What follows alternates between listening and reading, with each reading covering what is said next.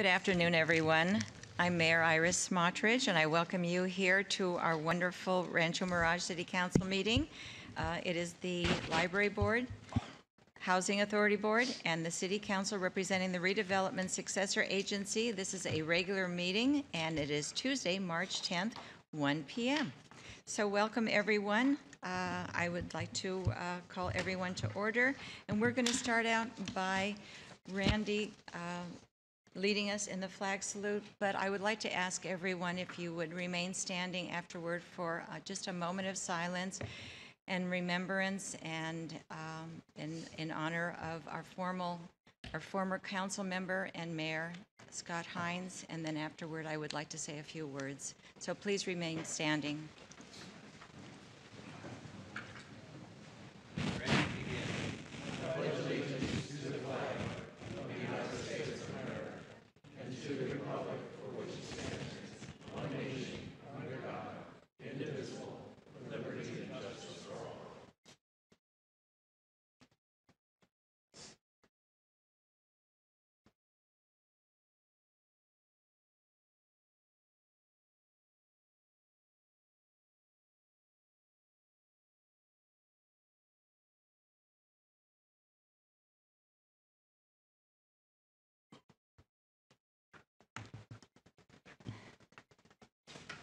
Thank you all so much. You may be seated. And now I would like to just say a few words on behalf of the entire City Council, because Scott's death was a tremendous shock to most of us and a great loss to those lives that he was able to touch. He was uniquely talented and intuitive in supporting the values of the average man and woman. He genuinely cared for people and used his creativity to improve their quality of life when opportunities arose. If he were here today, he would urge each of us to commit to using our individual talents and skills to help defeat the evilness of depression and despair that poverty, homelessness, neglect, and other circumstances beyond our control beget. Some of Scott's objectives in life were met, others remained. He would hope that we would pick up the reins to help advance the interests of those who need our help, and he would appreciate all our efforts to move these important goals forward. May calm be with you, Scott. And to Scott's family, we know this is a heartbreaking time for you. We wish you all the very best. We wish you well. And we send you our deepest condolences. And we hope that all of your memories of him will be sweet ones and that his work will continue on. Thank you so much.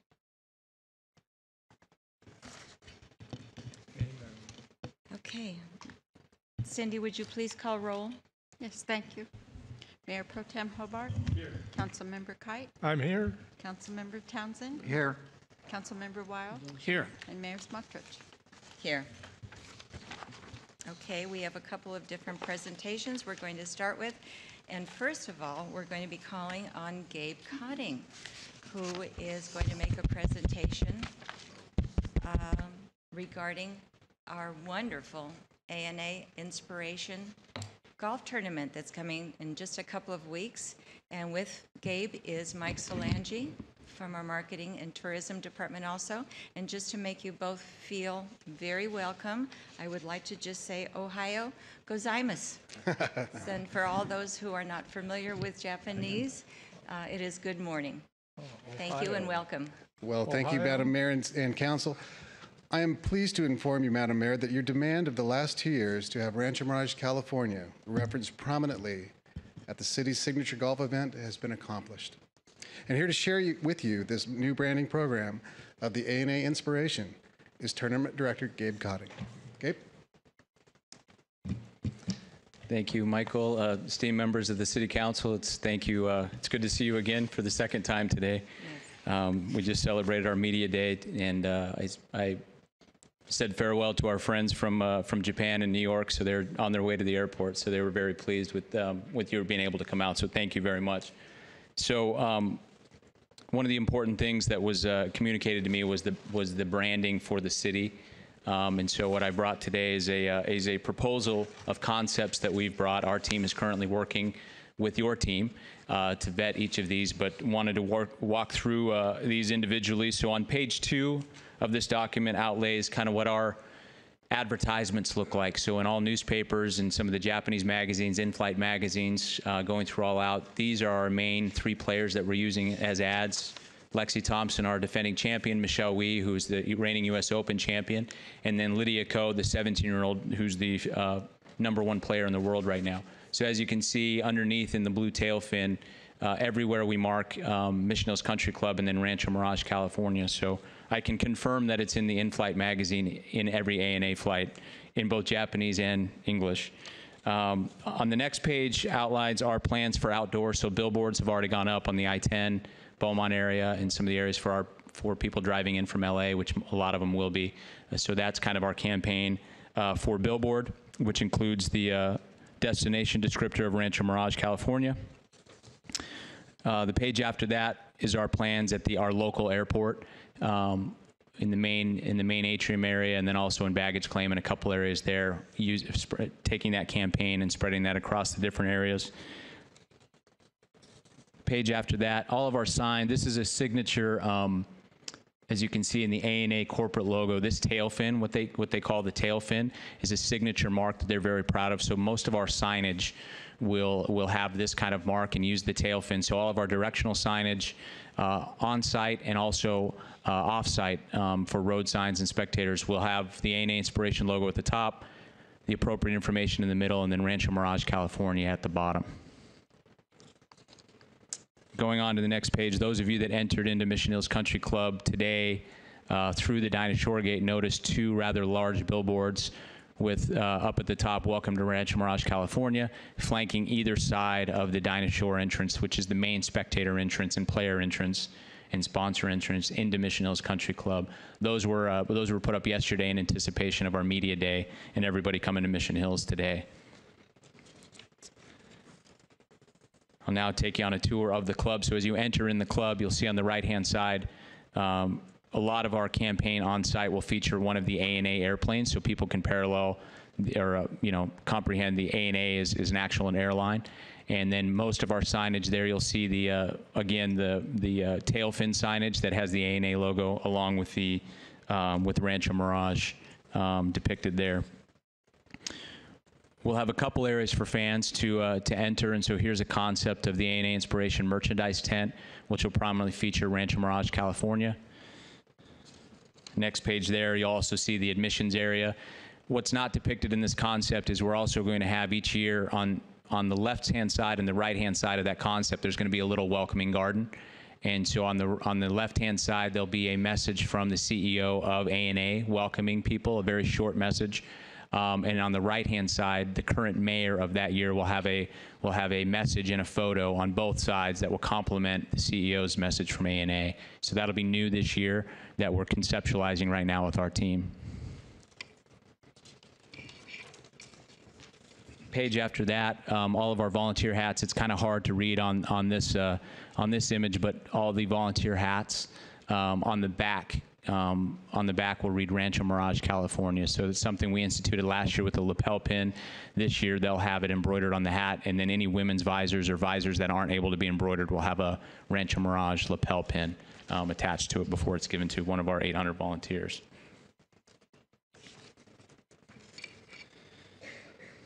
The next page is a new redesign of our main leaderboard on the 18th green. We've always had a manual leaderboard, and then next to it a jumbo television that wasn't built into the scoreboard, so it's something I've wanted to do for a long time. So we're actually building one structure. The manual leaderboard will be in the middle. On the left-hand side, as you look at it, will be the digital screen. And then on the right-hand side, we've actually updated that graphic. It'll be like an arrival board at an airport, and it'll show all the areas in the United States that ANA flies to, along with Tokyo. So it'll say Tokyo, Seattle, Tokyo, LA. It'll showcase, so it'll kind of showcase the breadth of flight options that ANA has. And Rancho Mirage, California, although it doesn't look significant on this conceptual, it's very significant underneath each of the Jumbotron and the static image on the right-hand side. And this will be a large image that everybody in the grandstands and TV, everybody will see constantly. It'll be a pretty significant structure. And then the last page is one of the things I'm most excited about. The traditional caddy jumpsuit has always been reserved for just the sponsor logo and the LPGA logo. And you'll see on there's a LPGA Race to the CME Globe, which is a tour long. It's the FedEx Cup equivalent to the men's tour. So that's considered the LPGA logo. And so no other, between our groups, no other corporate logos were to be optioned. When I brought up the significance of the city and it being a destination descriptor as opposed to another corporate logo, I was able to get it approved through our group to add Rancho Mirage, California on the back underneath the A&A Inspiration logo. So this is something that was specially approved for the city. It commands a much higher rate typically than what we're extending to the city here. On this side, but I'm very excited to be able to extend that opportunity to the city and think that this will carry on through all the global telecasts throughout our event. So really, thank you very much for allowing me to present here today. Well, thank you so much, Gabe.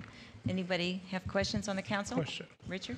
Gabe, on that, the uniform for the caddy, rather than putting the name Rancho Mirage in there, could you put the Rancho Mirage logo in? No.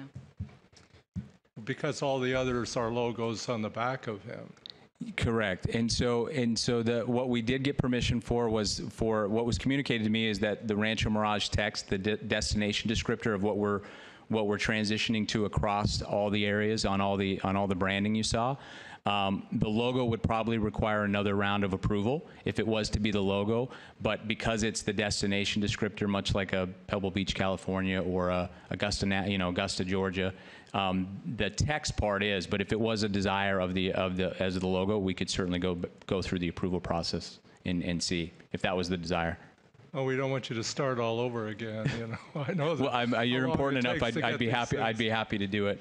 But we did when we sat down. The text of Rancho Mirage, California, as a descriptor destination, is much easier to build into everything that we're doing as opposed to another logo.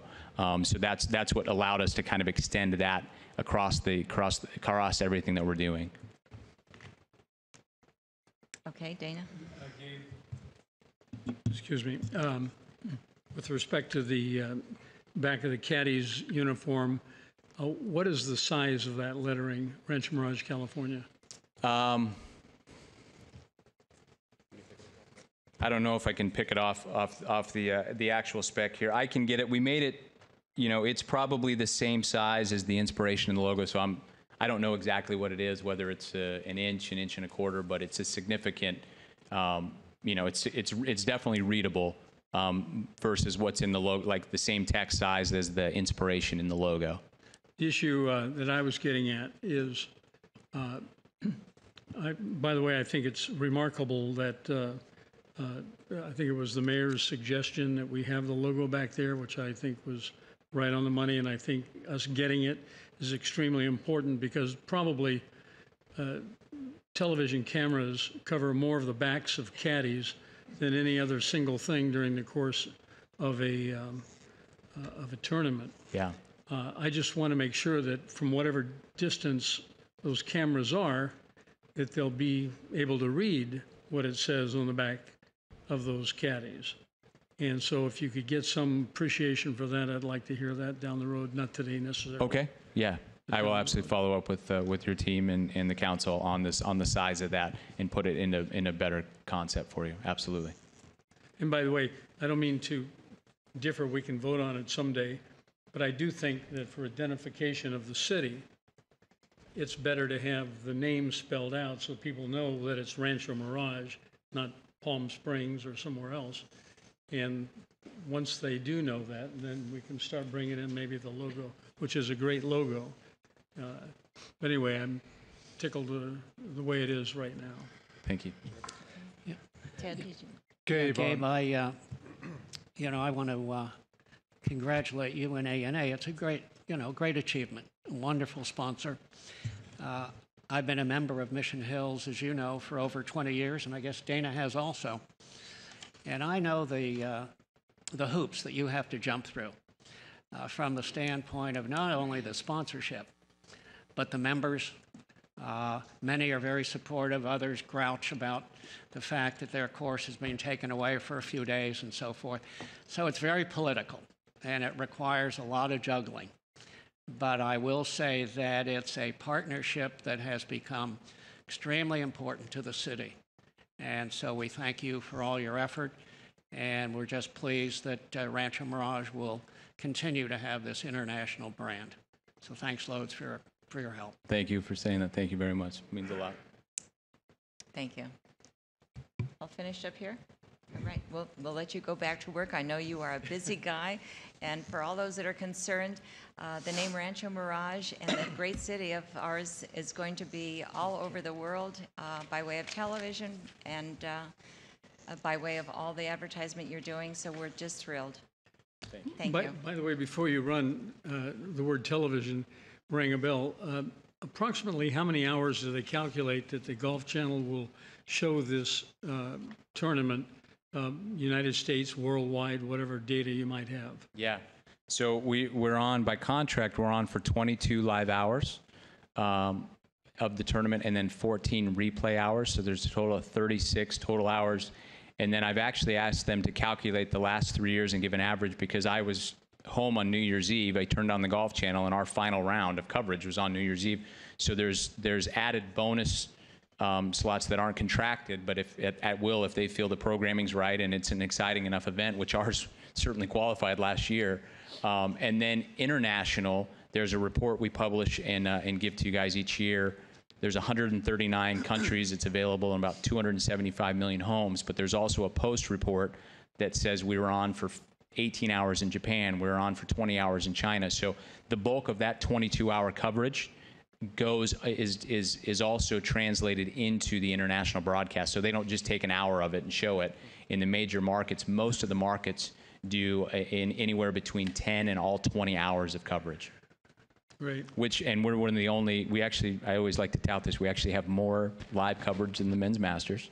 We also are able to show our entire golf course. So Mission Hills Country Club is filmed from hole 1 all the way through hole 18, which a typical event would only do the back 9.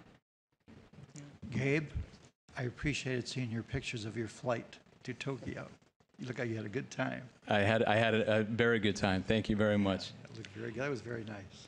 And I can confirm that our ad is in the this is the in-flight magazine, Wingspan, and so our ad is the second page next to the CEO's message. And then just in case anybody missed it who reads Japanese, who goes from the right to the left, the Japanese version is page 2 as well. So I took the flight simply to confirm our ad was completed. So Good job. They should be proud of you, Gabe, Yes. for doing Yeah. that. And what a thrill it was this morning at the press conference to hear Lexi Thompson talk about what a thrill it was to play in our city and how she loves being here and the glowing review she gave this. her favorite event. Her favorite Yeah. event. Doesn't get better than that. That's true. Very All right. true.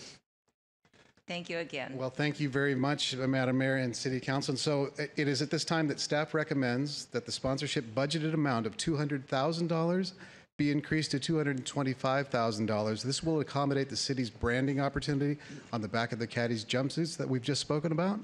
This recommendation has been reviewed and endorsed by the Tourism, Marketing, and Special Events Subcommittee, and so we ask for your approval now.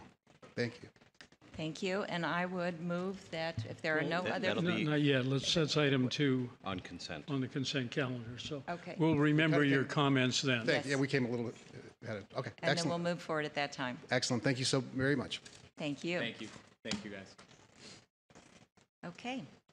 Well, moving along to the next presentation, which is going to be done by Erin Sassy. She's the Regional Public Affairs Manager, and she's going to be giving us the quarterly legislative update from the Division of the League of California Cities. Welcome. Thank you for having me, Madam Mayor and council members. I'm happy to be here today on behalf of the League of California Cities to give you an update on what's been happening over the last several months. Back in November, the league leadership met in Sacramento to set our strategic priorities for this upcoming year.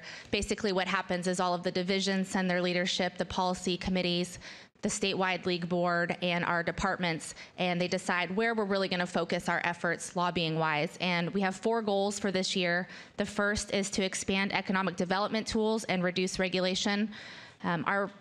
We are working to implement some legislation that was passed last year by the governor, and we're also working to get some legislation that was vetoed last year reintroduced this year that we're supporting, just to give cities some additional tools for economic development.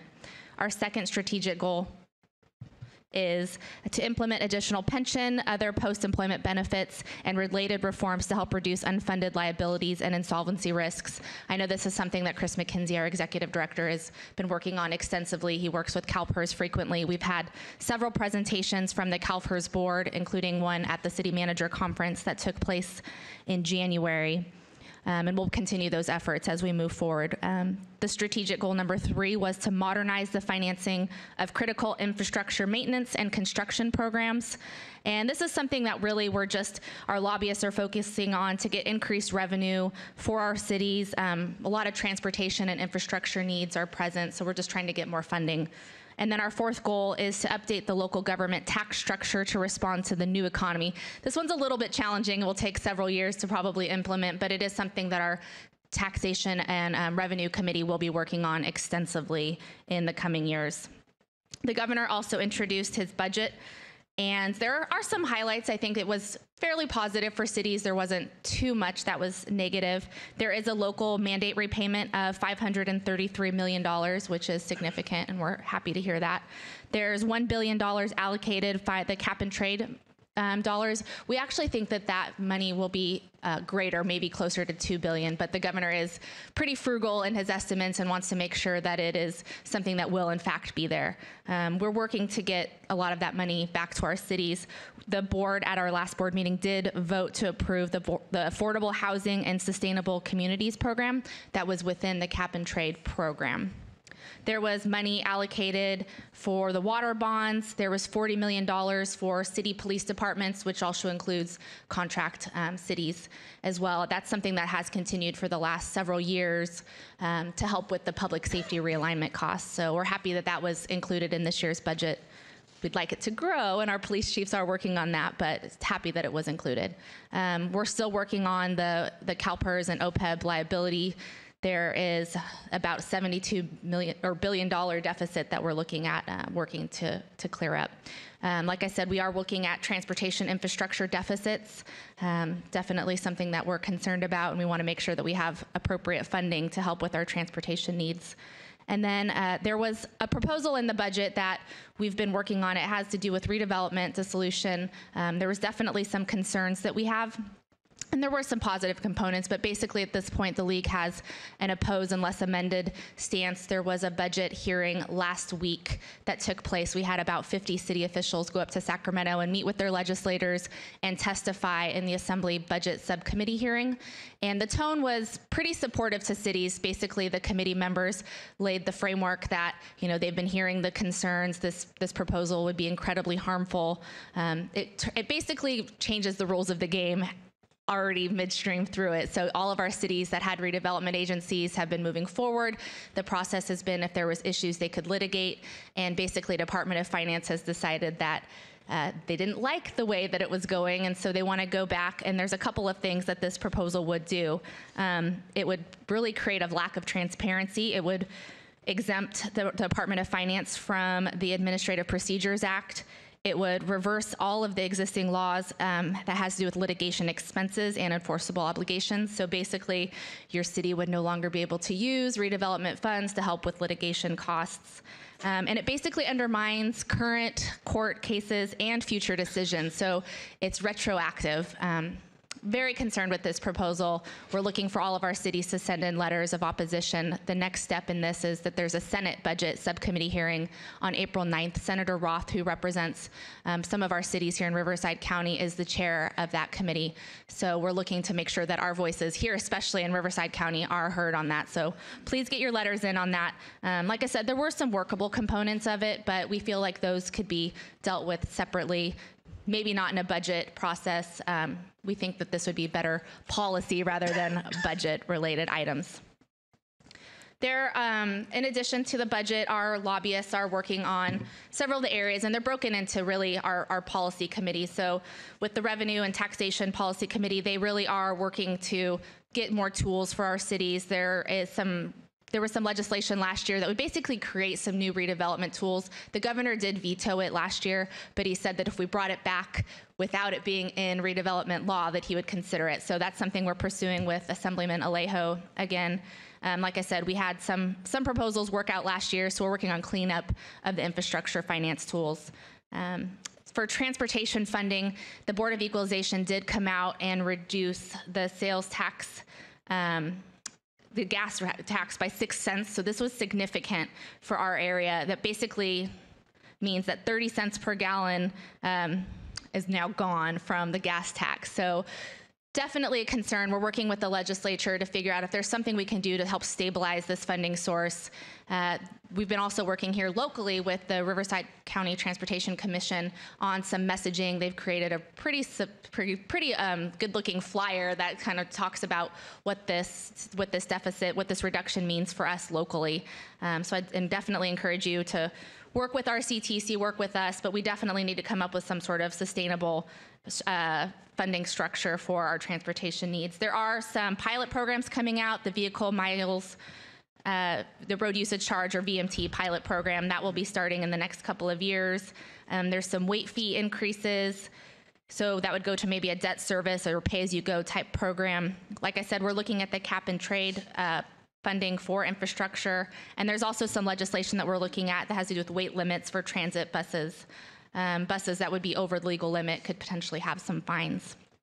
Under the Housing and Community and Economic Development, we've had a working group working on vacation rentals and the Airbnb issue. I know that this is something that your city has been looking at. I know that they signed on to a letter with a lot of the other cities out here in the Coachella Valley. So that's something that we're still working on. There was one bill that was introduced.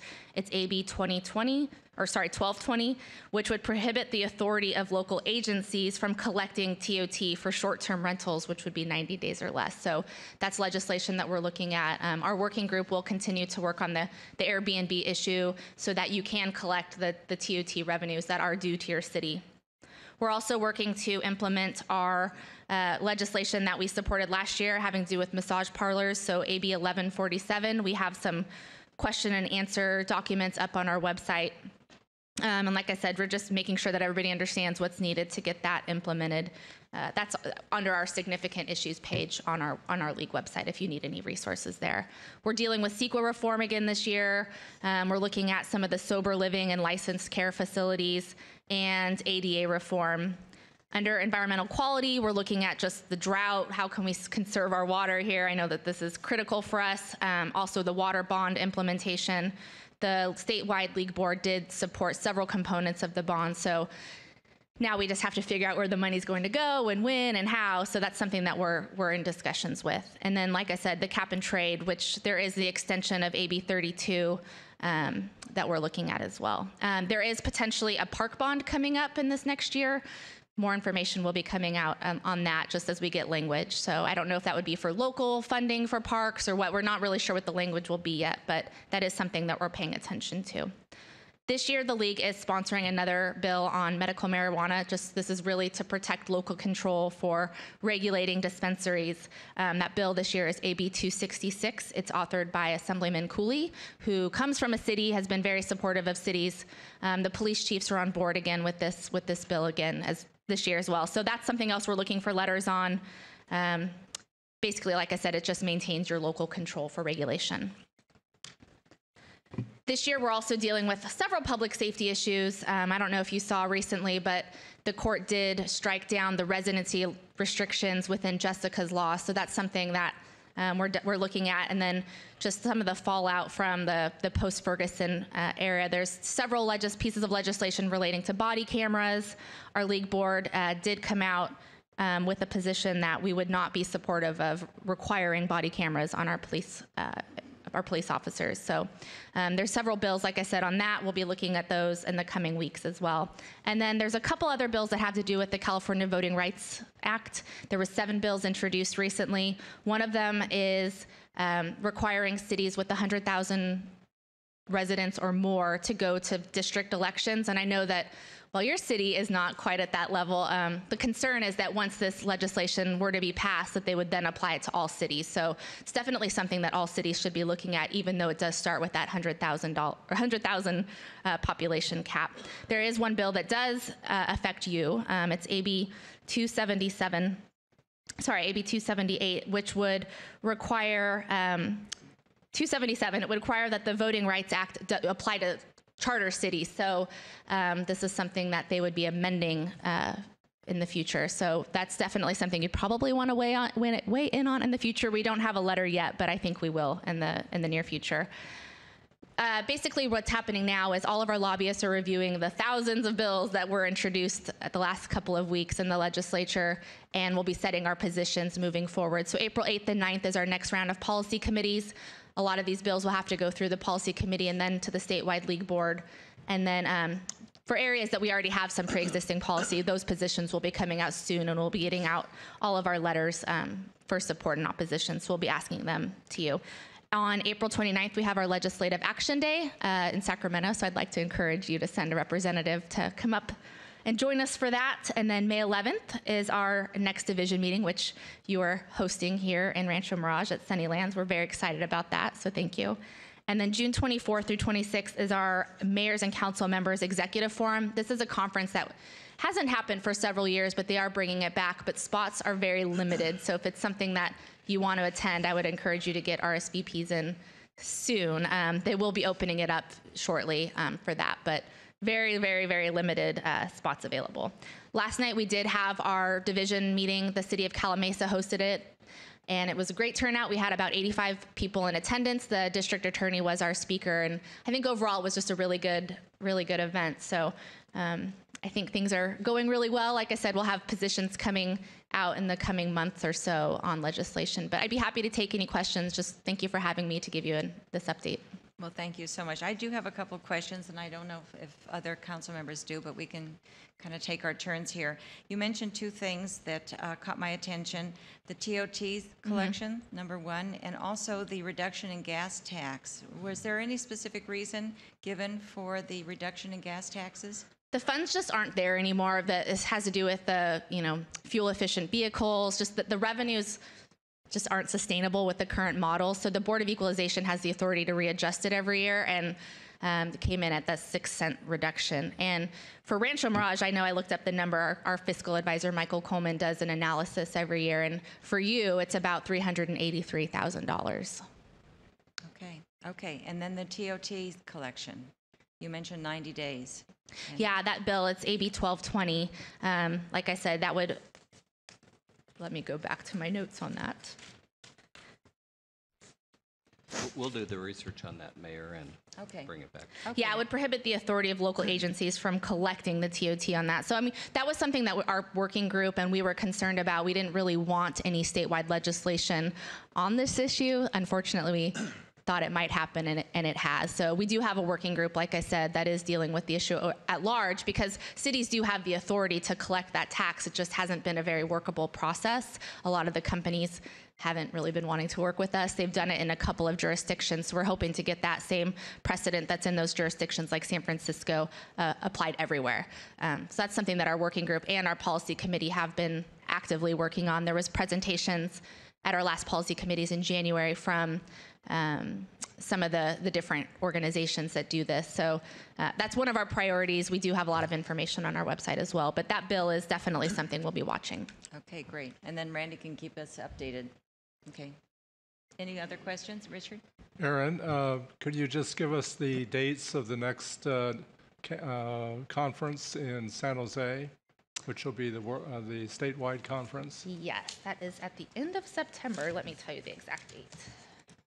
How do you get this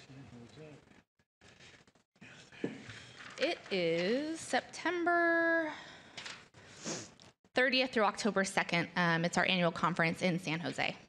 Okay, and if any of the council members would like to have specific topics put on that calendar, they can get back to you with any suggestions? Yes, there is a process for that, but yes, please reach out to me on that. Okay, thank you. Aaron, the 6%, is that all the cities, or each city different, or what? No, it's 6% across the board, so the amount that it would impact each city differs. So like I said, yours is about $383,000. And that money goes to, It's for transportation, so that's a hit to your city. okay. And is there any update on the Salton Sea? Last year, there were several bills that had to do with trying to get funding. I know that there'll probably be some bills this year. I don't know if there's any exact numbers at this time, but I can get back to you on that. Thank you. Okay. Yeah, Aaron, I have a question. Yes. And I know that at every conference, the topic comes up about redevelopment funds. Every city, obviously, has been impacted by that. Their plans have changed. You've had to make adjustments. There's lobbying going on to try to get redevelopment funds back on some level. There's also lobbying going on as far as affordable housing is concerned. I guess my question is twofold. Number one, on the affordable housing, from what I'm able to read, you still have to jump through a number of hoops in order to get the use of those funds. It appears, from what I'm reading, that it's quite cumbersome and not that easy.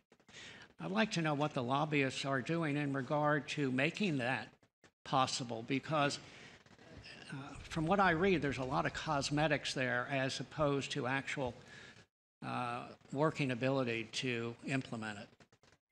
You're definitely right. I mean, the legislature has been pretty difficult to work with on a lot of areas. We do have some hope in that front.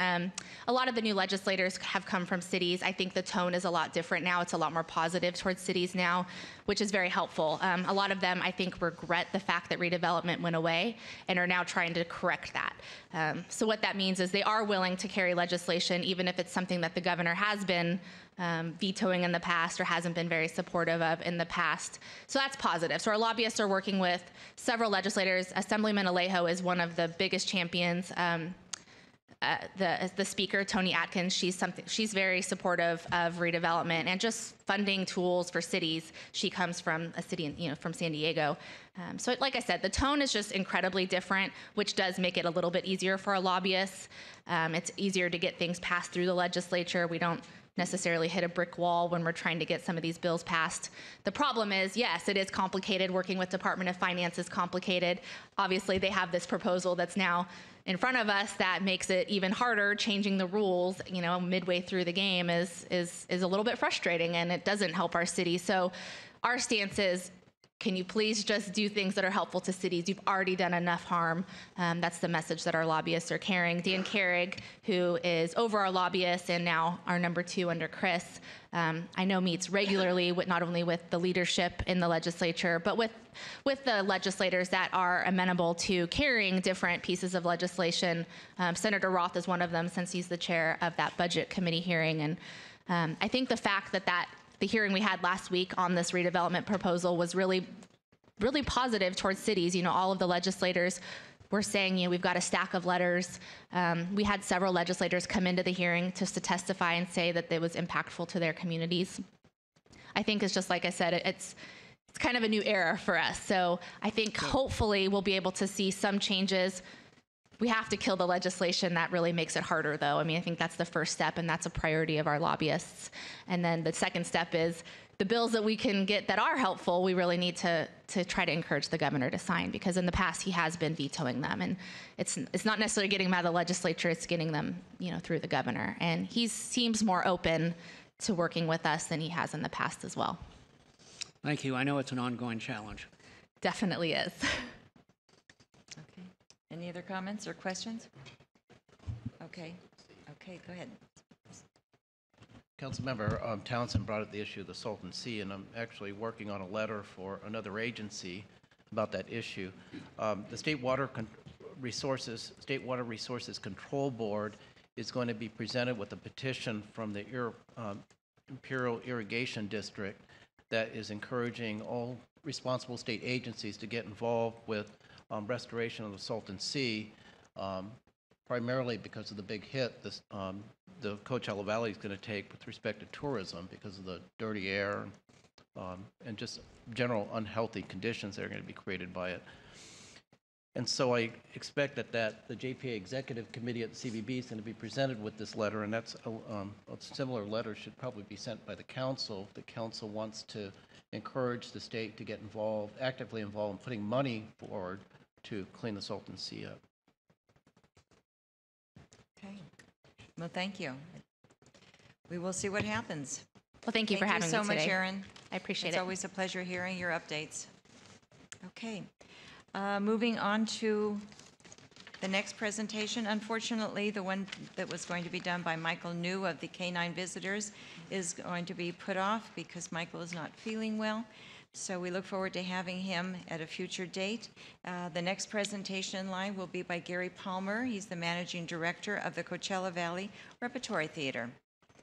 Oh, it's okay. Now we have Ron Salona, who is going to be speaking on his behalf. Welcome, Ron. Good afternoon, Mayor, council members, and staff.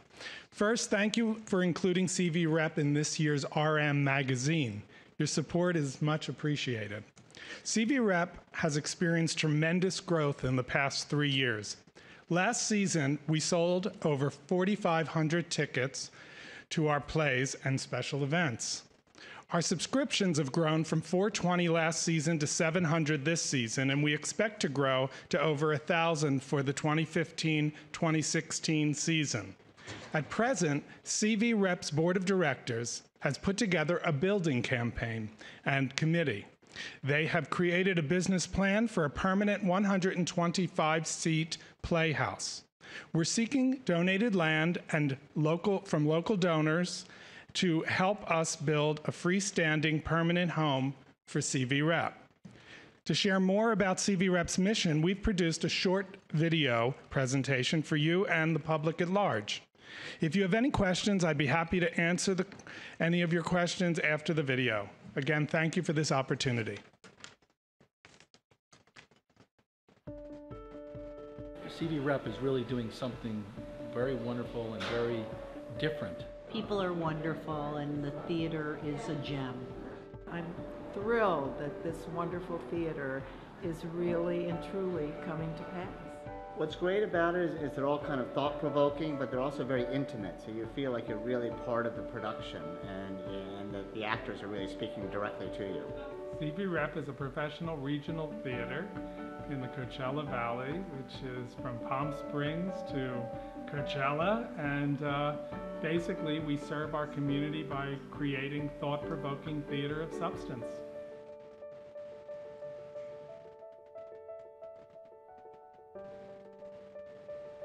One of the things that the audience experiences as soon as they walk into the CV Rep Theater is the intimacy. We have a three-sided thrust stage with a three-sided audience, and our seats are the most comfortable seats here in the Coachella Valley. Between the intimacy and the quality of our sets, they're wowed from the minute they walk in. There is definitely a balance between doing a play that has something to say to your audience that's not just fluff. There's something that has meaning and purpose to the conversation that will extend beyond the walls of the theater. And that's really CV Rep's mission. CV Rep's mission with children as well as adults is that they walk in and through the medium of performing arts, they get to experience a topic that maybe they either didn't know about or they knew about but saw a different perspective on the subject. And as a different perspective, maybe their world expands. And that's what the arts are about. So what is really interesting is there's a lot of theater to choose from in the Valley. And we are a newer company that has progressed very quickly because I guess there's a need for this kind of play here. It's very interesting to hear when the audience leave at the end of shows that they feel like they're getting something they got off Broadway in New York, that they're getting really polished productions, and sort of things they don't normally see. They get the musicals and they get the light comedies and the Neil Simon and stuff. But here they seem to be taking something away from the show with them. 4 years ago, we developed the CV Rep Actors Conservatory. That's important to any rep company. It's important to be an educational institution. And that was from the get-go. Not only by our children's outreach productions, which we do, but also by teaching children and adults acting classes. We also do something called Luminary Luncheons, and the Luminary Luncheons are once a month from October through May, and that's when a celebrity comes out and supports CV Rep by being interviewed by a professional reporter, Don Martin. Basically, CV Rep wouldn't exist if it wasn't for the support of our community, both in volunteer work as well as donors. Our donors are everything from a $25 donor to a $25,000 donor. Their money is to basically fulfill the mission. And that is my goal and our staff's goal each and every day. The arts are about touching people's minds, spirit, soul, and being able to walk out and feel like life is a better place to live in. And hopefully we're touching those people. I believe we are, because we're growing so quickly that we wouldn't be growing if it wasn't that we weren't affecting people's lives and making the world and the Coachella Valley a better place to live in.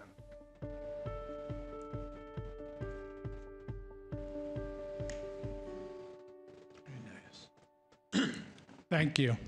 Thank you so much. Any Hey, questions from council? Ronnie, are you looking valley-wide, or were you looking for a new home? We and specifically myself, who's the founder of the company and live in Rancho Mirage, want to be in Rancho Mirage and stay in Rancho Mirage.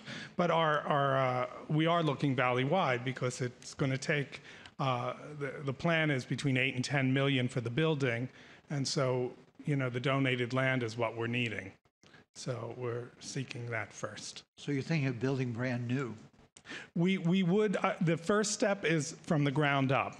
Yeah, we took a major theater tour in Los Angeles at companies our size, the small, that have grown into 1 to 300 seats, that type of growth, and looked at examples and saw how they did it.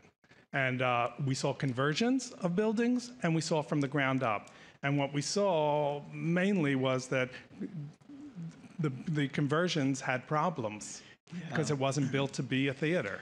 Yeah, I was thinking of some of the old restaurant buildings that we have. Well, it would ultimately would wind up being, let's tear out the inners and make a shell and then build the wall and construction of creating the sound system for a playhouse. I see. Good. Okay, Richard? Thank you, Iris. I know that there's been some preliminary discussions with the Coachella Valley or the Children's Discovery Museum, putting a site there, utilizing the parking. Has there anything been going on as far as that? We made a presentation to their executive director, who, as we understand, is leaving the organization. Right. But she was going to do a presentation to their board of directors, and we have not gotten any reports from our presentation to her and her presentation to their board. Yeah, that could really be positive for not only the museum, but repertory theater, because the parking is there and the available space is there. So it'd be a question of locating the building. Right. Okay. Well, the location was there. I mean, they showed us an entire acreage, a corner that is not being used, that was always on hold for a building to ever, to be erected on eventually. Okay. Yeah. Good luck. Thank you. Thank you. And in answer to your question, Charlie. Yes. I did go with Ron and a couple of his board members a couple of years ago, and we did look at a couple of properties to see if there was a conversion possible. And the ones that we encountered did not seem to be as desirable because so much work needed to be done on the inside. So it wouldn't have made sense to be a renter.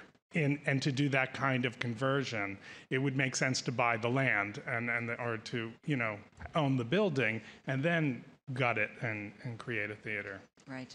So we Good did a luck, little man. investigation. Good. Thank you Thank so you much, again. Ron. We wish you the best. Okay.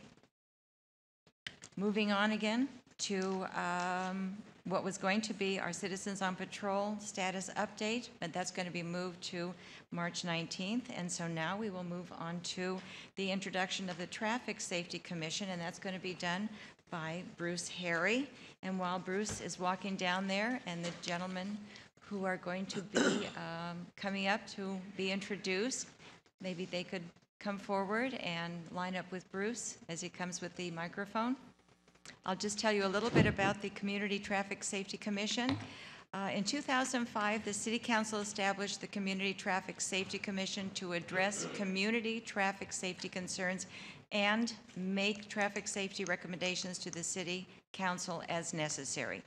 The Traffic Safety Commission consists of 7 members. It meets on an as-needed basis to review citywide traffic collision data, address community traffic safety-related concerns, review traffic safety recommendations presented by staff, and to make recommendations to the City Council as needed.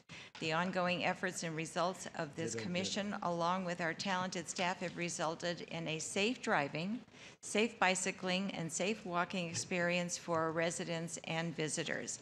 Our Public Works Director, Bruce Harry, will now introduce our Community Traffic Safety Commissioners. And welcome, everyone.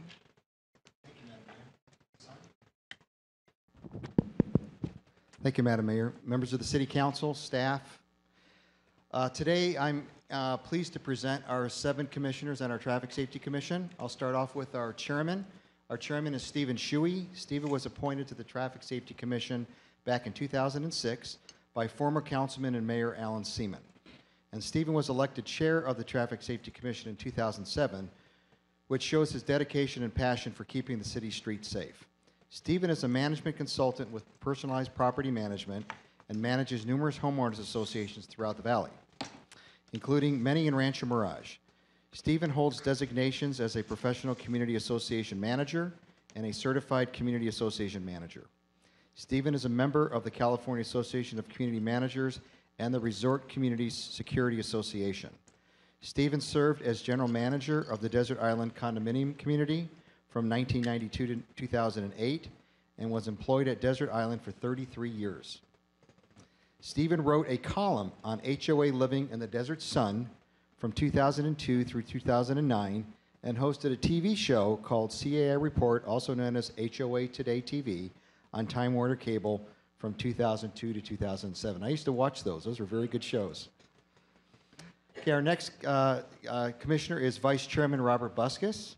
Robert's been a full-time resident of the city of Rancho Mirage for 13 years and was encouraged to become active with the city by former councilman and mayor Gordon Moeller and Mayor Pro Tem Dana Hobart. After nearly 9 years of continuous service as a traffic safety commissioner, Robert has shown his dedication to providing safe streets for the citizens of Rancho Mirage. Robert's charitable activities include president of Desert Diabetes Club at Eisenhower Medical Center for the past 5 years, and teaching English as a second language programs at Palm Desert Library, Mecca Elementary School, and Palm Springs High School.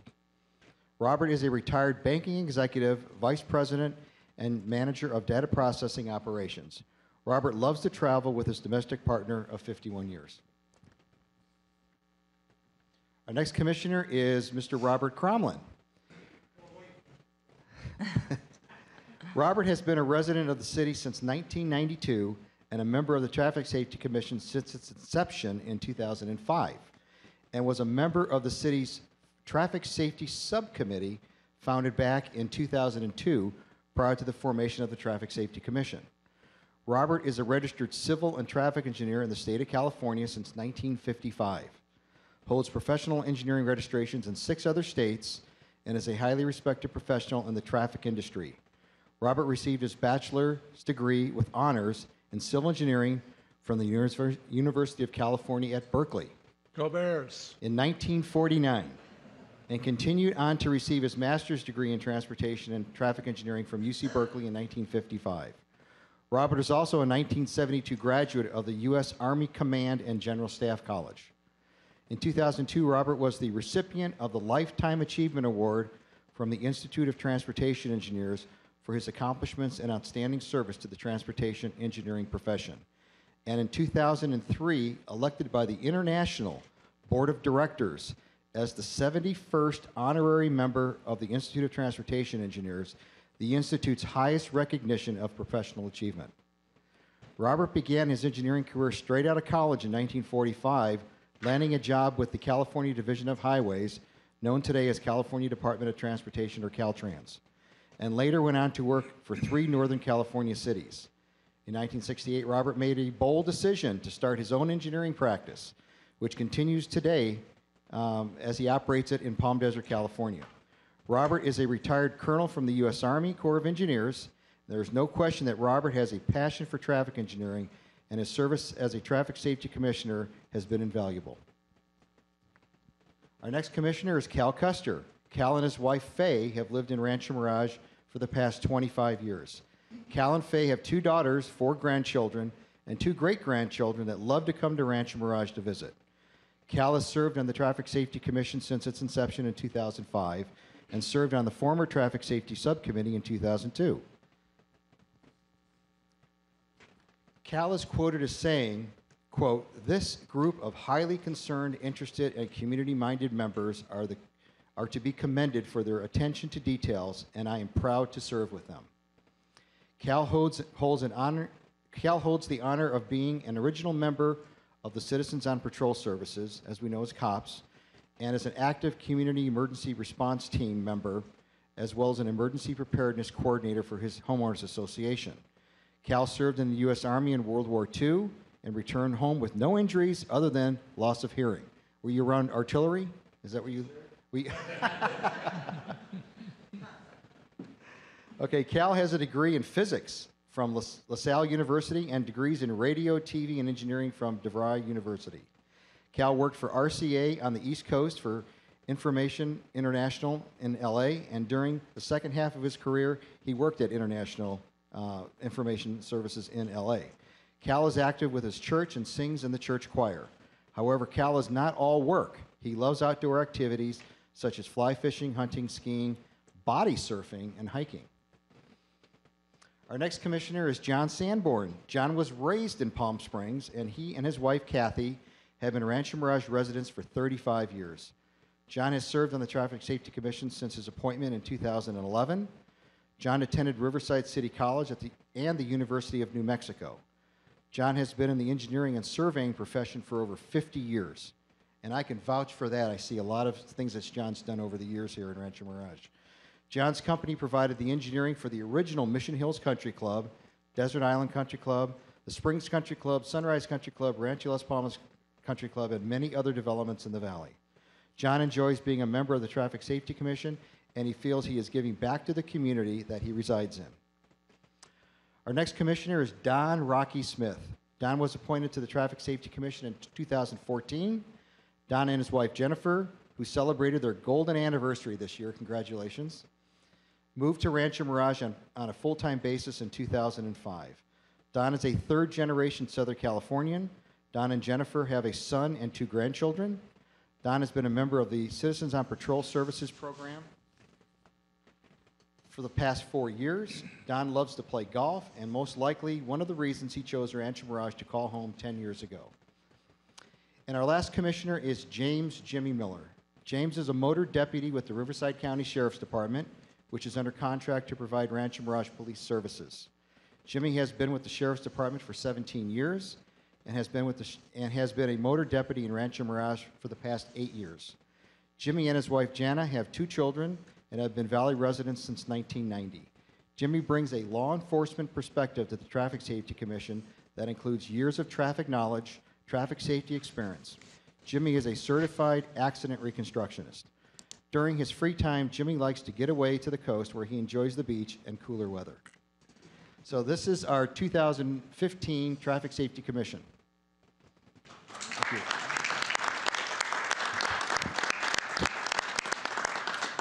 Well, thank you all so very much, and thank you, Bruce, for the presentation. And I have to say, I have spoken with so many of the audience members and the council members in the past who all agree with me that we are so impressed with so many of the credentials and experiences that so many of our commissioners have had. It is such a pleasure to have you serve with the city, and we are so honored that you are willing to do so. And you give of yourself, and it's just a pleasure. Thank you again. Any questions or comments from council? Okay, thank you again, and we hope to see you for many years to come in one capacity or another. By the way, I forgot to mention, at 3 o'clock today, we have a Traffic Safety Commission meeting in Conference Room 6. Okay. Well, thank you. All right, moving on to our next presentation is going to be done by Sean Smith, and he is our Economic Development Manager and Housing Manager, and he's going to be speaking regarding the Housing Capital Improvement Project. Thank you, Sean. Hello and good afternoon, Mayor and City Council. Thank you for this opportunity to provide to you some updates on several capital improvement projects occurring at Whispering Waters and Parkview Villas. Those are the two oldest of the 4 communities owned by the Housing Authority, and as such, in the most need of improvements.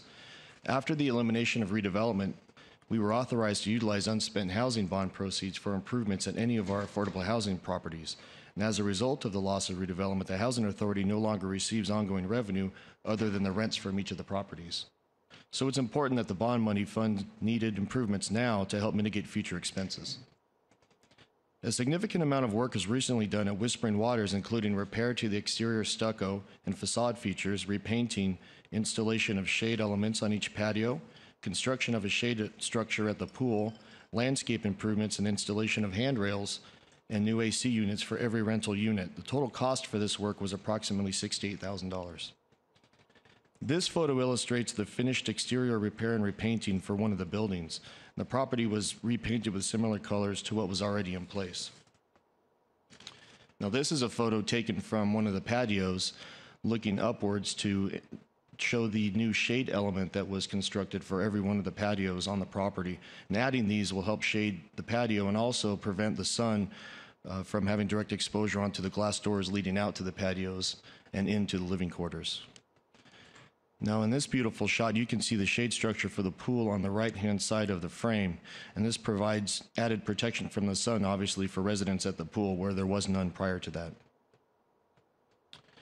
I apologize for the drop in quality on this picture. Obviously, this one was the one taken from my cell phone, where the ones prior to this were taken by a professional photographer. But in any case, you can see that one of the handrails, this is an example of one of the 3 that were put onto the property and installed and removed the turf where the rock currently is in order to prevent future water being sprayed onto the walkway and pooling where people were walking.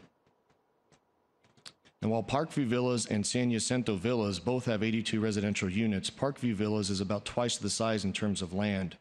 When the work currently underway is completed, the Housing Authority will have spent nearly $700,000 on capital improvement projects, including the installation of new cabinetry and flooring in the kitchens and bathrooms for 41 units, significant repairs and maintenance to the roofs of the residences, and 47 new air conditioning units.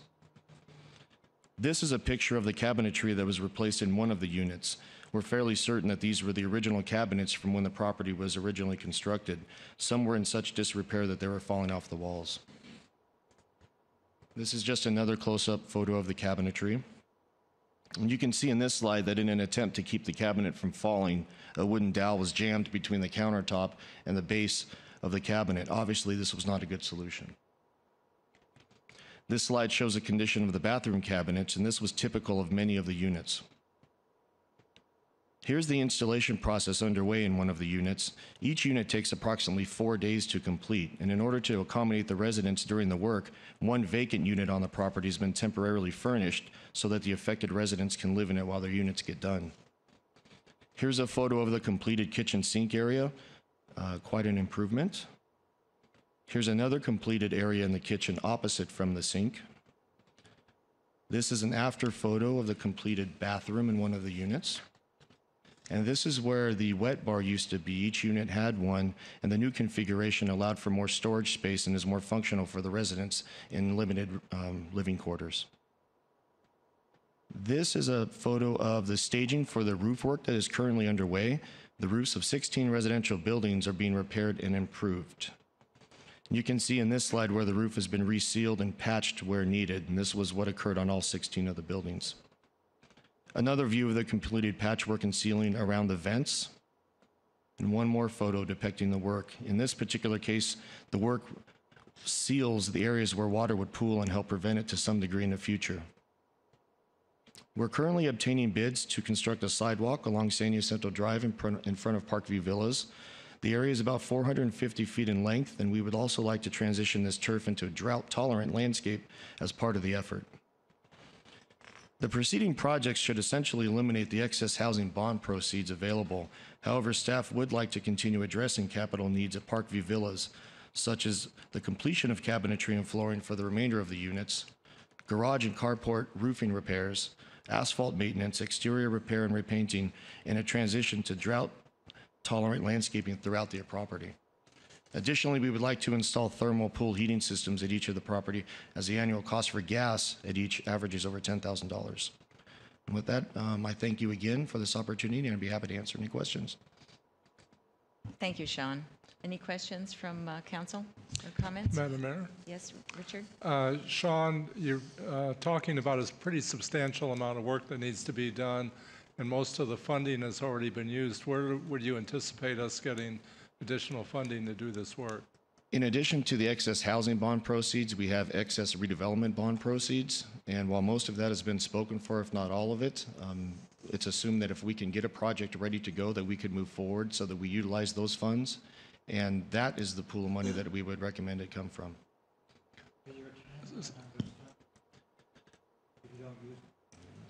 Charlie, can you turn on your microphone? Is there a time limit on those funds if you don't use them? Most of the funds that are being referred to are tax exempt funds, so yes, they do carry a restriction on the use of, as far as the time that they're available to the city.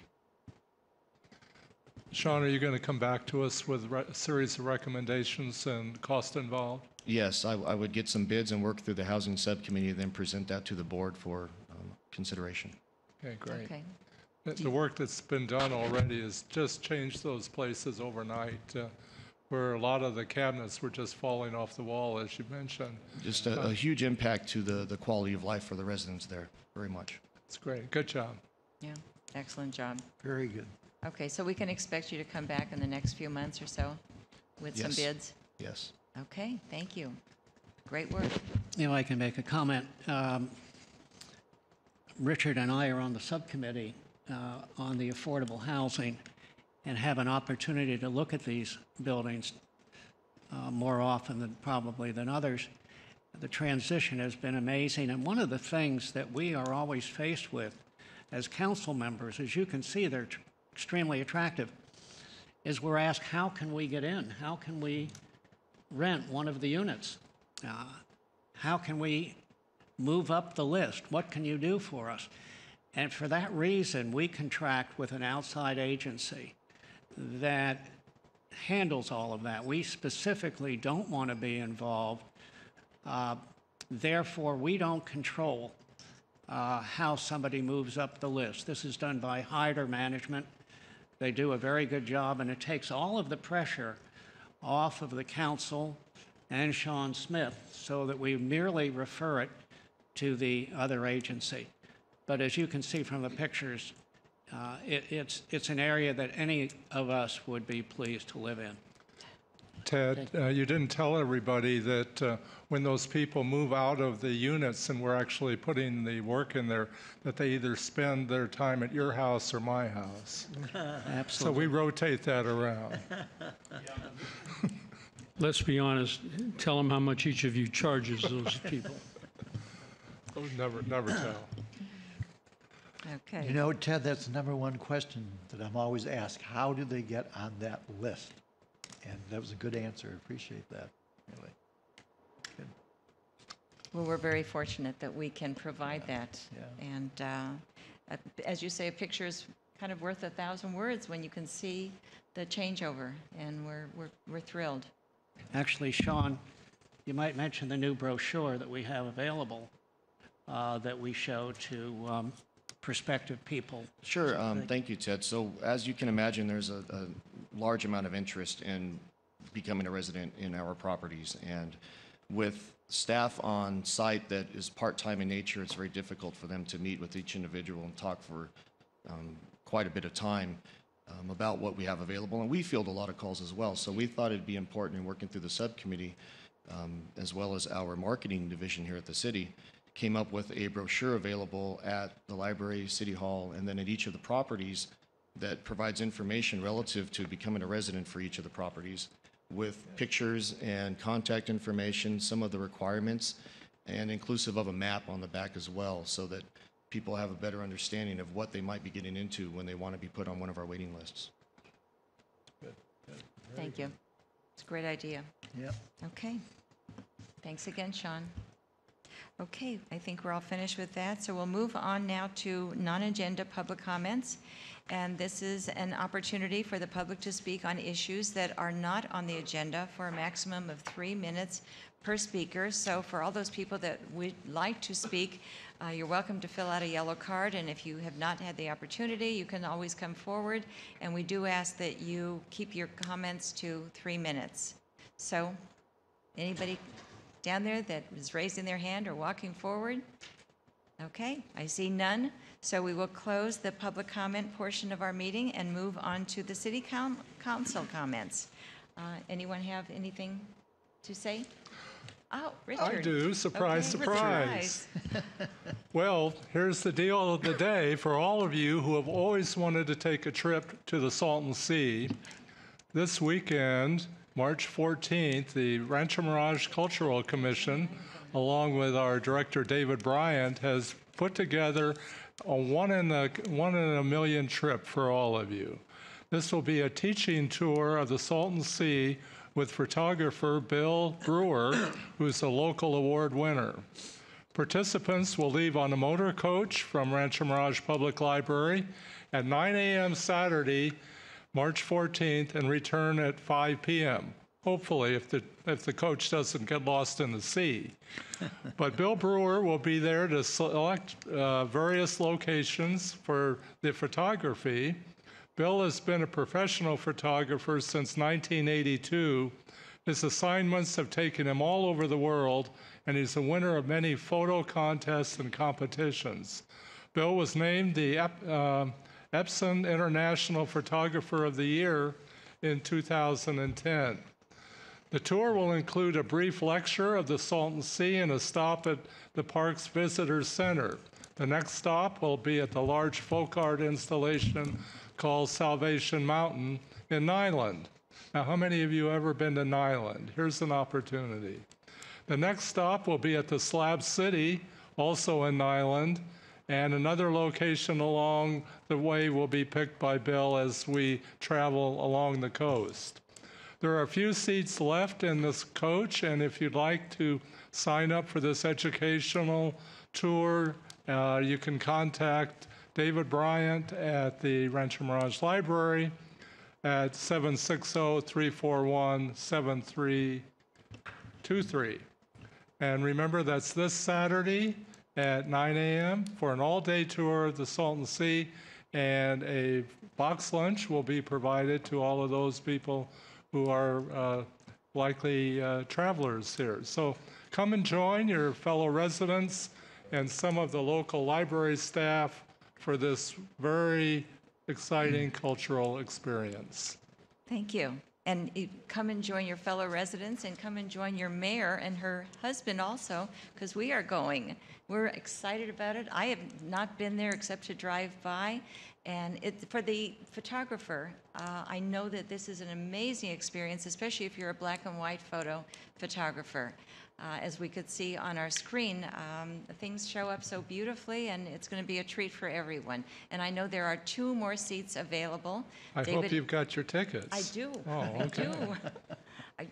We've got our reservations in very early. We didn't want to miss this. But David just confirmed that there are 2 seats available. So if first come basis. First come basis. So if you're in the audience right here, you can run over or give David a call or tap him on the shoulder right here. And otherwise, we'll look forward to seeing everybody that is going to be on the tour on Saturday. Thank you so much, and thank you, David, for all the work you're doing. Okay. Anyone else on the council? Yes. Oh, Dana, okay. I just wanted to briefly announce the birth of my youngest and last grandchild, I think last. His name is Curly James Webb, born at UCLA in LA on March 5th. You previously met one of my granddaughters, Jackson Webb. This is her brother that she'll have to be able to punch and beat around. And I'd like to mention my grand, I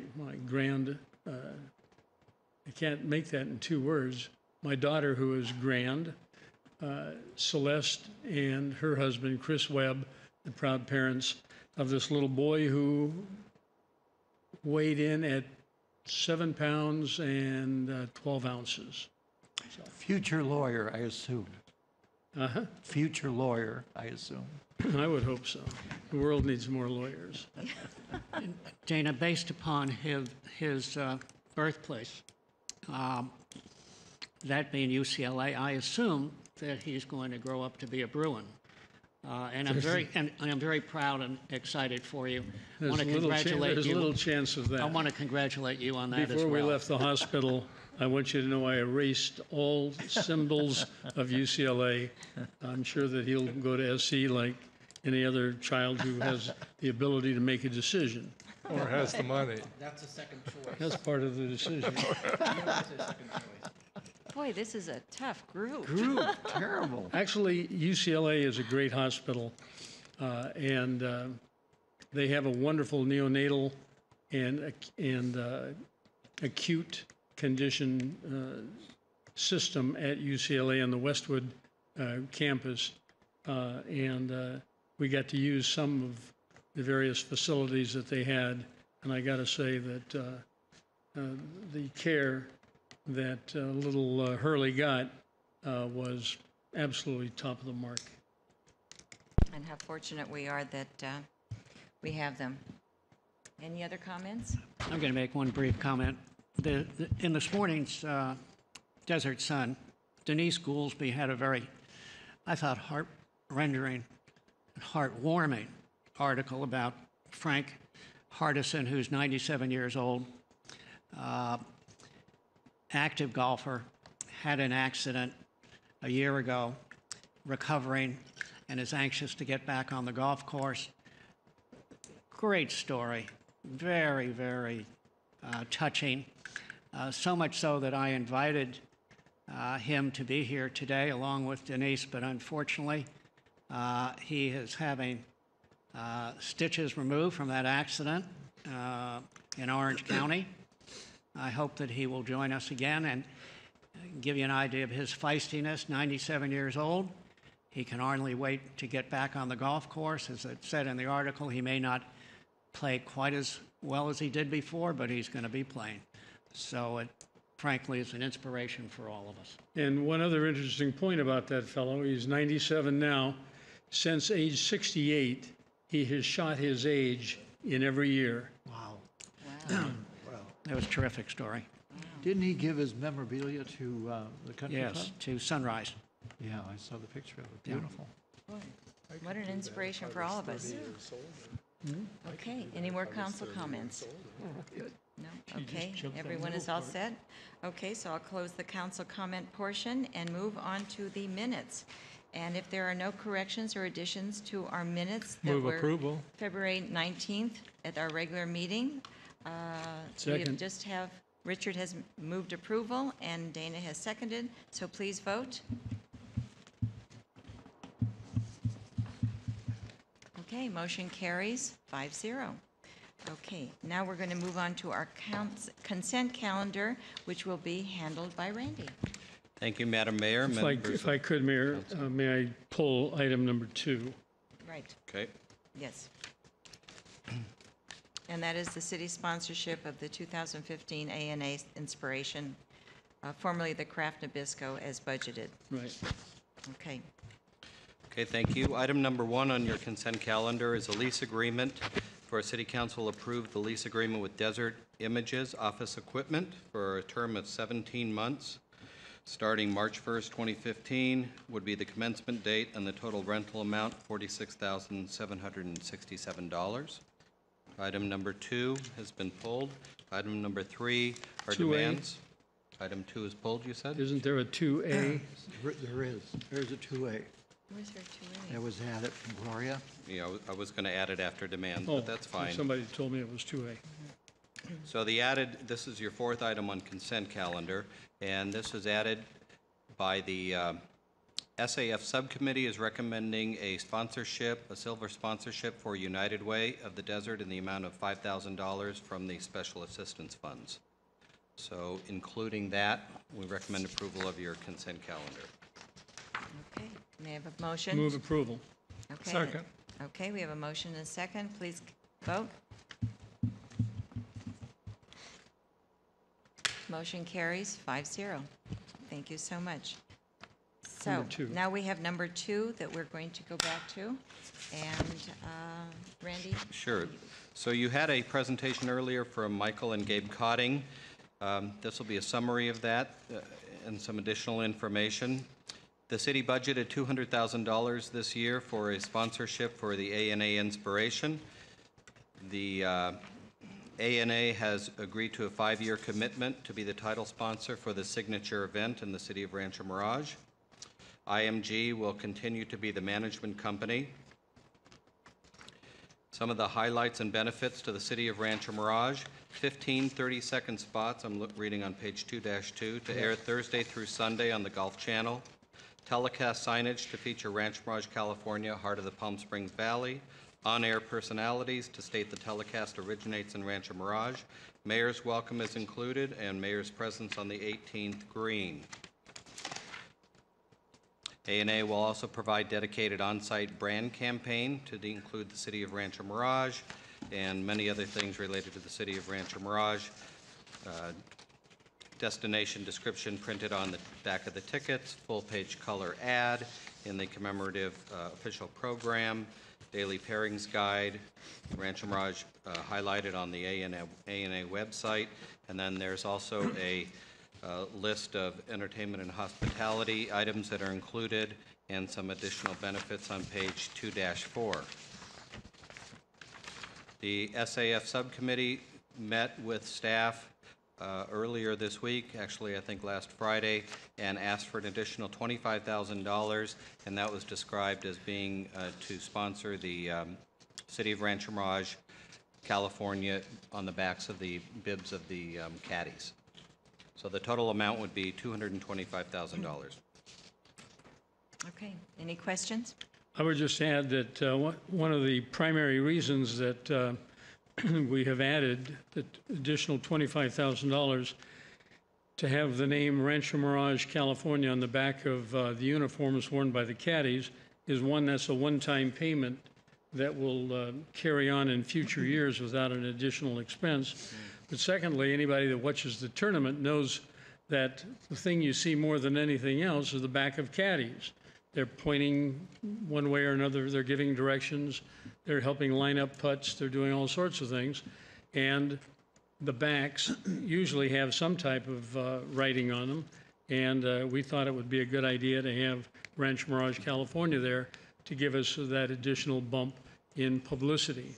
And for people who may wonder why we devote a sum, a total of $225,000 to this tournament, I would point generally to the fact that in 1973, when Rancho Mirage was first incorporated, it was incorporated as a sales tax, bed tax based city as compared to a property tax based city. It was the determination by the founders at that time that if we had tried to charge property taxes to the residents for the administration of the government, that it would probably fail. And consequently, they decided to go the other way. Well, with hotels being so important to our city, particularly resort hotels and business hotels, it's important that the name Rancho Mirage be seen. In the early days of this tournament, it was advertised as Southern California. We complained along the way, and they eventually started calling it Palm Springs. And we have been fighting them now, and we've been pretty successful the last few years to make sure that nobody called us Palm Springs during the course of that tournament. So by adding this little bit on the back of the uniforms of the caddies, we think we're making just a little bit more headway into notifying the traveling world, the visiting world that comes someplace to play golf, that we are in Rancho Mirage, California. And so I would recommend that we approve the $225,000 budget, Madam Mayor. And I would second that. Any other discussion? Dana, is the $25,000 the actual cost of putting the name on these various uniforms? I don't know, because it changes from year to year. I would think, although they may hang on to some of the uniforms, but I suspect it changes from year to year. And that's just the negotiated price that we arrived with ANA, Inspiration, for these for this amenity on the backs of those uniforms. So next year, will the amount will be 200,000 without the 25? Next year, whatever the amount is we decide to contribute to the tournament, it will not. There won't be an additional amount for the uniforms. Okay. This is an ongoing, continued payment, one-time payment. Okay, good. Is there enough time for them to make that change about the logo? Or have they already printed these? There is Well, it's still not going to time. be a logo on the back. It's going to be the name. Well, I thought Richard said that we looked. Well, he talked about that, but if you had the logo, nobody'd be able to read it. I see. If you knew the logo, you'd say, oh, great, I think that's Rancho Mirage. I got it. We don't want people around the world not knowing that, that this tournament is in Rancho Mirage, California. I got you. And for that reason, those words are spelled out. Good. Okay. And for all those interested, we are known as the heart of the Palm Springs Valley. And Rancho Mirage, we heart are- of the Palm Springs Valley. And if you see some of our advertisement, we always have a heart shape there. Where's and, Robert Barrett? Is he not in here? Nope, Mike doing all of Solangi this? is here. Yeah. But I think that we're just proud of what they're doing. We're thrilled with the progress that's been made, and we're moving forward just beautifully, and we're delighted. Yes. Okay. Any other public comments from the audience? Seeing none, we'll close public comment portion. Oh, we do have a comment. Would you like to come forward? You have a motion. Okay. Okay, excuse me, rather than sitting back there and talking, we do have a motion and we do have a second. So maybe we can go back and we'll just allow you to come forward and say whatever you'd like and keep it to 3 minutes, please.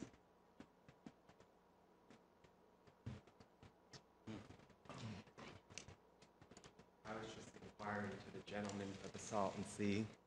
Can you speak into the It's microphone? David Giacomuzzi, and Yes. you mentioned that the gentleman is here, that is the photographer that is going to the event for the Salton Sea.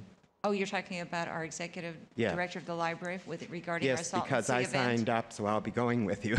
Okay, well, as a that sounds good. photographer and journalist, and not only But you know what, rather environmentalist. than perhaps since we have a motion and a second on the floor, why don't we go ahead and vote on that, and then perhaps you can talk to David Bryant if you have any questions, and I'll look for you. Well, I'm on the looking for tour. a ticket. You're looking for a ticket. He's the one to talk to. He's the ticket man. He's right over there Thank in you, the blue Mayor. jacket Thank you, with the gold Council. tie. Okay, we have a motion and we have a second, so why don't we go ahead and vote? Is that a great response on our advertising the tickets? And we're Absolutely. selling them right Yes, here. oh, we're Just selling them sold it right out. here. We have one ticket left, ladies and gentlemen. But that was without the logo on the back. I wonder if we should reconsider, because there was a sale. We might have saved the money. All right, never mind. Let's go ahead and do it. So that's your second. It's okay. It's good to have senses of humor up here. Okay. We have voted, and motion carries 5-0. Thank you so much. And Okay. thank you, Madam Mayor, to the Tourism Subcommittee consisting of Mayor Smotrich and Mayor Pro Tem Hobart. Thank you. You are so welcome. Okay, now we are going to be moving on to our urgency part of the consent calendar. Well, No, we finished okay, I the thought we consent did that already. Okay, we did that. You want to hear it again? Did we vote We're on it? just- we- Yeah. As We- part of consent? Okay. Yes, as long we as did vote voted on that. Okay, but if you'd like to know any more details, we can, We voted on everything except the one item we pulled, which was the last item. right, and that we just voted on. Okay, Yeah. good enough. Exactly. Good enough. Okay, That was I know, good. it goes by so fast. Okay. It's easy for you to say. I know. Time flies when you're having fun. I know. Well, we are having fun. That's amazing. Okay, now we're going to move on to our action items. And this is going to be handled by our Finance Director, Isaiah Hagerman. And you can fill us in on the details of this. Thank you, Madam Mayor, members of the City Council. The item before you today is the full redemption of the 2005A lease revenue bonds. The Budget Subcommittee, which consists of Mayor Pro Tem Hobart and Councilman Kite, reviewed the fiscal prudence of utilizing general fund reserves to pay off the last remaining bonded obligation of the city. Currently, the city only has one bond outstanding, and it's the 2005A lease revenue bonds. And the pertinent facts that we reviewed is currently we budget $392,000 a year to pay for the debt service payments for this debt. As of April 1st, 2015, there will be $4,215,000 outstanding in principal. And the interest on this debt ranges from 4.125% to 4.5% as you extend later in the maturities, while our portfolio is currently earning approximately 1.15%.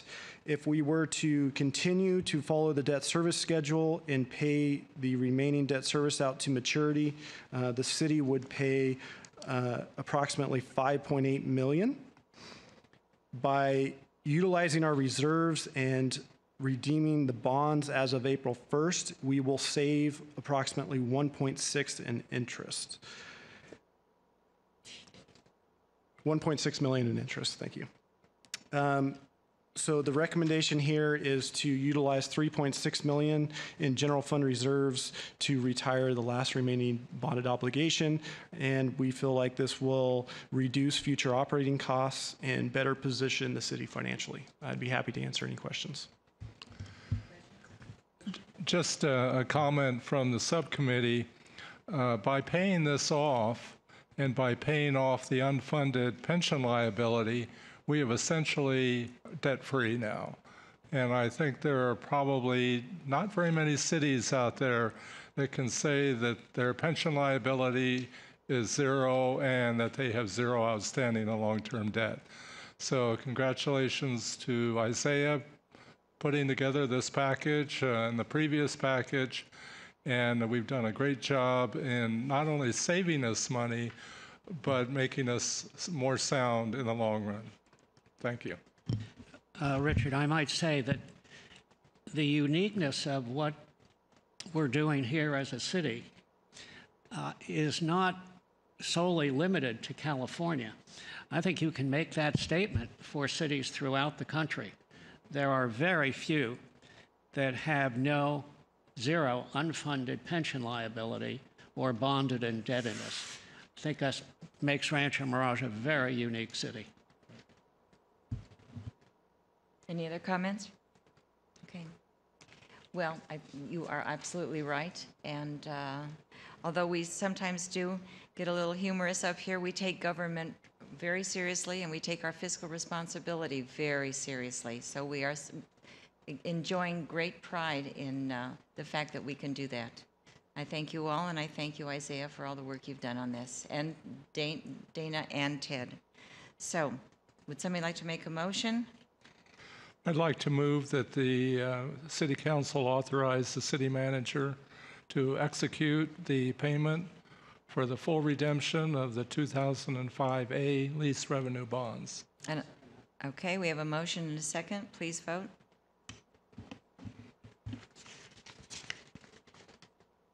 Motion carries 5-0. Thank you so much. Yay. Okay, now we will be moving on to item number 5. This is a consideration of resolution number 2015. Next in line, approving commitment of certain reserves for specified purposes consistent with the fund balance policy. And once again, Isaiah Hagerman, we're going to be handling this. Thank you, Madam Mayor. Annually, the Budget Subcommittee reviews the general fund reserves to determine if any changes are needed.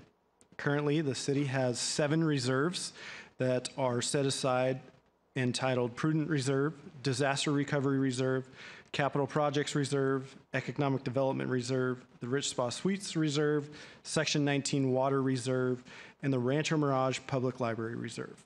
Based on the review, we are requesting the change to 2 reserves out of the 5, and we are requesting a reduction of $4 million in the Disaster Recovery Reserve and a reduction of $3.6 million in the Economic Development Reserve. And the purpose for these reductions is to free up the city's funds. Anything that is not reserved, any fund balance, any funds that the city has that are not reserved, they default into an unassigned category because they haven't been assigned anywhere. And due to the payment of paying off the pension obligation to CalPERS, that unassigned category was reduced. And so this will free up unassigned fund balance. Based on the action that was just passed to pay off the 2005A lease revenue bonds after the $3.6 million needed for that. If this is approved, we would have about $5 million remaining in the unassigned fund balance, and that's our cushion so that we don't have to come back and amend this policy if something comes up in the future. So it's good to keep a little bit of balance that's unassigned for those needs that arise. You don't have to immediately come back to City Council and request an edit to the reserves. So on page 5-2 of the staff report is a table that summarizes our reserves. And the first column is when we originally adopted these reserves in May 2013. The middle column is where they're at currently. And then the third column off to the right is where it's going to be after these requested changes. So as you can see, we're only requesting changes to 2 of the reserves. All other reserves will stay at the levels that they're at. And that concludes my presentation. I'd be happy to answer any questions. Okay, any questions or comments? Just one comment that the reduction in these 2 funds really doesn't take the opportunity away of having more money in those funds in the future. We can always put money back into these reserve funds as they're needed. And in the case of the economic development reduction, it's not so much that we are going to limit what we're doing in economic development, but based on the current need for those funds and as compared to some of the other areas, we've decided to move some of that money out of that fund. But if a few years from now we needed money for economic development, we can always move some monies from other funds back into this one. Richard, is there, just for my information, is there a limit or a ceiling that has to be in each of these funds at all times? No. No, we can put whatever amount we want in there. We don't have to put anything if we don't, but it just allows us to give an image of balancing these funds out through various needs that the city has on a long-term basis. Thank you. Okay, any other questions or comments? All right, and thank you for the clarity on that, because looking at these funds with the disaster recovery in these 3 columns, it almost looks like, you know, if something did happen in a disaster, that we would not have the funds available, but as long as we can have those funds at any time that is necessary, they are there. And that's, I think, very reassuring to everyone. Yeah, these are not fixed amounts. They're Right. just what they are right now. Next year, we might want to come in and change them because of some other needs. Right. Okay, thank you. Okay, so would someone like to make a motion? All right, I'll make a motion to approve resolution number 2015, next in order, approving commitment of certain reserves for specified purposes consistent with the fund balance policy. I Okay. will second that. Okay, there's a motion and a second. Please vote.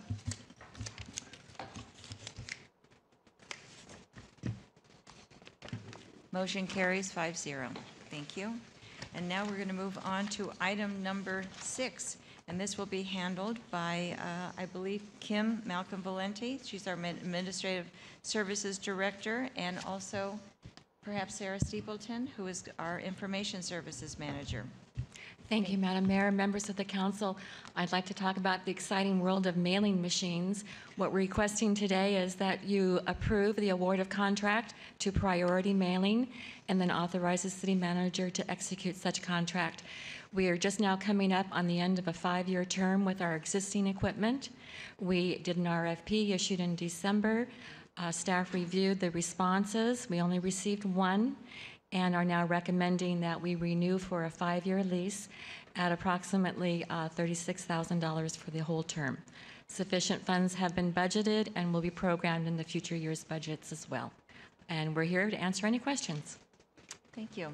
Any questions? Kim, did we do an RFP on this? Yes, we did. It's attached in your staff report, and it was posted on our website in December. Responses were due in mid-January. 4 companies downloaded and 1 responded, and that is who we're requesting that you award the contract to. Is this the same company that we always had? Yes, it is. Okay. Any other questions? Any questions from the public? Okay. Public questions now closed. Would someone like to make a motion? I will make a motion that the city council approve the award of contract to Priority Mailing and authorize the city manager to enter into a 5-year lease agreement for mailing systems, equipment, and services in the amount of $35,645.52. And I will second. So we have a motion and a second. Please vote. Motion carries 5-0.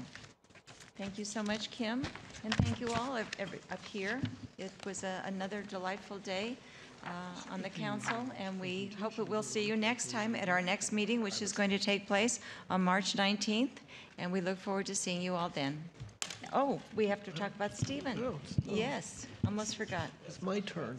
Let Stephen will talk about our closed Thank you, session. Madam. Thank you, Madam Mayor. The City Council is now going to recess into closed session pursuant to Government Code Section 54956.9 regarding the case of Veronica Juarez versus the City of Rancho Mirage. Council will also confer with legal counsel regarding 2 potential litigation items pursuant to 54956.9D4 of the Government Code. Council will also consider the public employee performance evaluation and confer with its labor negotiator regarding this compensation of both the city manager and city clerk pursuant to Government Code Section 54957.6. Well, thank you so much. And now I believe we can adjourn. Okay, we're all done. Thank you so much. He's